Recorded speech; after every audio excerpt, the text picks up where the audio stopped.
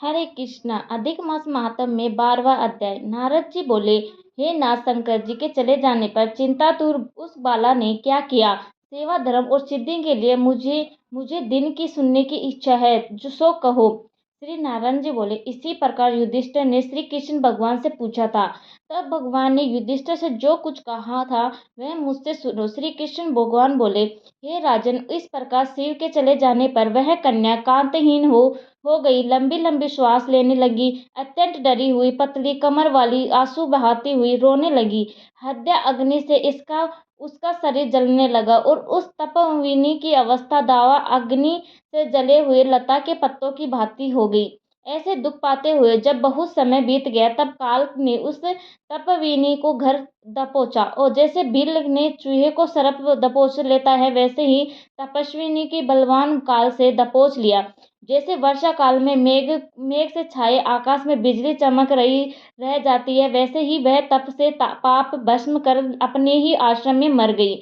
उस समय धर्मात्मा राजा यज्ञ सेन अनेक सामग्री से युक्त एक महान यज्ञ कर रहे थे। तब उसी यज्ञ कुंड में से स्वर्ण के समान वाली कन्या, एक कन्या का प्रादुर्भाव हुआ, जो पहले ऋषि कन्या थी।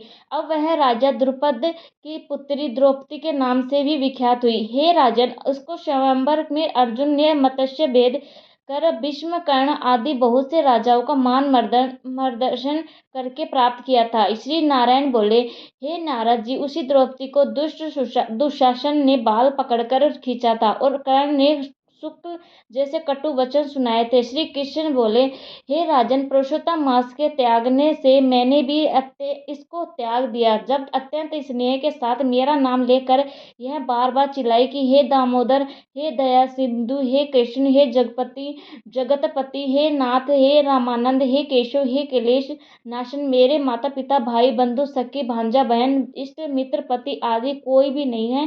हे ऋषिकेश, मेरे तो सब कुछ आप ही हैं। हे गोविंद, दुशासन मेरा भी हरि सभा में अपमान कर रहा है। क्या आप इसे नहीं देख रहे हैं? दुशासन द्वारा खींची गई द्रौपदी पहले मुझे पुरुषोत्तम को बुला गई थी, परंतु जब इसने मुझे याद किया, तब यह राजन, मैं तत्काल गरुड़ पर चढ़कर वहां आया और अनेक प्रकार के वस्त्रों से इसका आच्छादित कर दिया। जो सदा मुझ में स्नेह करने वाली, मुझे अत्यंत प्यारी पतिव्रता, मेरे प्राण तुल्य और मेरी प्रिय सखी थी, ऐसी द्रौपदी को भी पुरुषोत्तम के अनादर करने के कारण मैंने अपेक्षा कर दी थी। अतः पुरुषोत्तम का अनादर करने वाले को मैं गिरा हुआ देता हूँ। सब प्रकार से यह पुरुषोत्तम मास मनुष्य, मुनियों तथा देवताओं को भी मान्य है और मन इच्छित फल देने वाला है। इससे अब आने वाले पुरुषोत्तम मास की आराधना करो, ताकि 14 वर्ष पूरे होने पर तुम्हारा आवश्यक कल्याण होगा।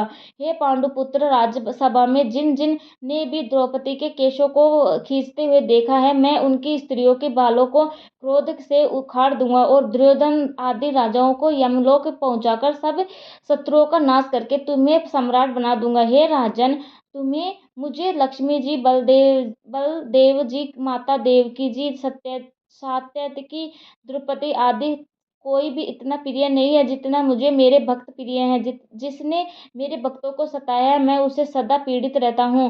हे पांडुपुत्र, मेरा उसका सामना कोई शत्रु नहीं है, मैं उसकी ओर देखता भी नहीं हूँ, और उसको यमराज के दंड देने के अधिकारी है। श्री नारायण जी बोले, इस प्रकार भगवान श्री कृष्ण द्रौपदी और पांचों पांडवों को समझाकर द्वारिकापुरी जाने की इच्छा से बोले, हे राजन, अब मैं अपने विरह में विकल द्वारिकापुरी को जा रहा हूँ, जहाँ महाभाग वासुदेव, बड़े भाई बलदेव जी, माता देवकी जी, गद सांब आदि, आहुक, उग्रसेन आदि यादव लोग, रुक्मणी आदि मेरी पत्नियां, यह सब मेरे आने की प्रतीक्षा में टकटकी लगाकर मेरे दर्शन की उत्कंठा में मेरे चिंतन में लगे हुए हैं। श्री नारायण जी बोले, श्री कृष्ण भगवान के ऐसे कहने पर और उसके जाने के अभिप्राय को समझकर पांचों पांडु पुत्र गद पर गदखंड से बोले, हे जनार्दन, जैसे जलचर प्राणियों का जल ही जीवन है, वैसे ही हमारे भी जीवन आप ही हैं। आप जहाँ जा रहे हैं आ जाइए, परंतु थोड़े ही दिनों में हमको दर्शन दीजिए, क्योंकि सब लोग यही कहते हैं कि पांडवों के नाथ श्री कृष्ण ही हैं, त्रिलोक में कोई नहीं है, अतः हमारी आप सदा रक्षा करते रहे रहे हे जगदीश। भले ही बुरे जैसे भी हैं, हम सब आपके ही हैं, भूल मत जाना। हमारे चित्त रूपी ब्रह्मारों का जीवन आपके पद रूपी कमलों के आने हैं। आप ही हमारे जीवन के आधार हो, हम बार बार यही प्रार्थना करते हैं। पांडु पुत्र ऐसा कह उनके पीछे पीछे चलने लगे। तब श्री कृष्ण भगवान प्रेम मग्न हो रथ में धीरे धीरे बैठ पांडु पुत्रों को लौटाकर द्वारिकापुरी चले गए। श्री नारायण बोले, द्वारिका नाथ श्री कृष्ण के द्वारिकापुरी चले जाने के बाद युधिष्ठिर अपने भाइयों सहित तप नियम व्रत करते हुए तीर्थ यात्रा को चले गए। हे नारद जी, भगवान के प्रिय पुरुषोत्तम मास में मन लगाकर और श्री कृष्ण का वचन स्मरण कर द्रौपदी और छोटे भाइयों ने से युधिष्ठिर बोले, हाँ, हमने पुरुषोत्तम मास का कितना उच्च महात्म सुना है। इसकी आराधना के बिना मनुष्य कैसे सुखी रह सकता है। इस लोक में वही पुण्य धन्य और श्रेष्ठ है जो अनेक प्रकार के नियमों से पुरुषोत्तम की पूजा करे। इस प्रकार तीर्थ यात्रा करते हुए पुरुषोत्तम मास आ गया।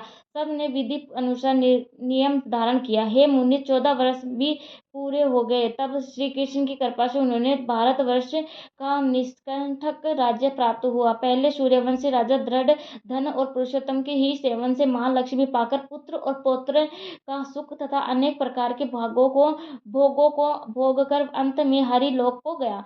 हे मुनि, सप्तम में पुरुषोत्तम मास का अतुल महात्म करोड़ों कल्पों में भी कहने में भी समर्थ नहीं हूँ।